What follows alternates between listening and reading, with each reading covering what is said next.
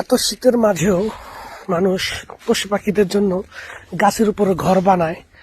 এই অবস্থাগুলো দেখলে খুবই ভালো লাগে এবং তাদের আন্তরিকতা আর মহব্বত অবশ্যই হৃদয়কে ছুঁয়ে নেয়। দেখেন আপনারা কিভাবে ঘরগুলা বানাইছে, সবগুলা গাছের মধ্যেই। ভালো লাগছে আমার কাছে। এই ধরনের মহানুভবতা মানুষকে অনেকটাই সম্মানের কাতারে নিয়ে আসে। দেখছেন,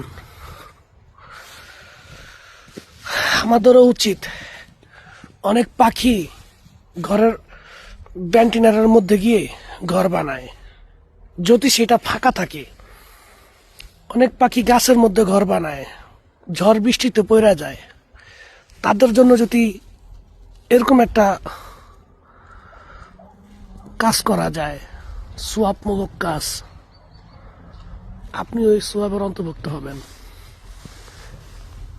আমরা আশা করি এই গাছগুলোর মতন আমরাও প্রত্যেকে পাখিদের জন্য ঘর তৈরি করে দিব। একদম সহজ ঘরটা আপনারা দেখেন, দেখলেই বুঝতে পারবেন যে একেবারেই সহজ।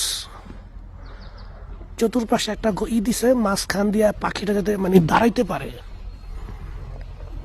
ওই গেল,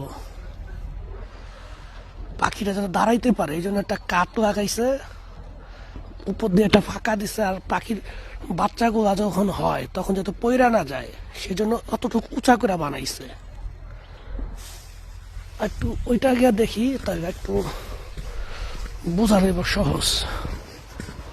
আর গাছের মধ্যে কিভাবে লাগাবেন সেই জিনিসটাও দেখেন। দেখছেন, চারপাশটা একটা কাঠ দিছে, উপর দিয়ে ছাউনি দিছে, আর একটা কাঠের উপরে লাগায় রাখছে। আর পাখিটা তো উইরা গিয়ে একটা ইসের মধ্যে খাড়াইতে পারে, ওরকম একটা বানায় দিছে। বাচ্চাগুলো যাতে পয়রা না যায় সেই পজিশনে অনেকটাই হাইট রাখছে। প্রত্যেকটা গাছের মধ্যে তারা এই কাজগুলো করছে। আমার কাছে খুব ভালো লাগছে।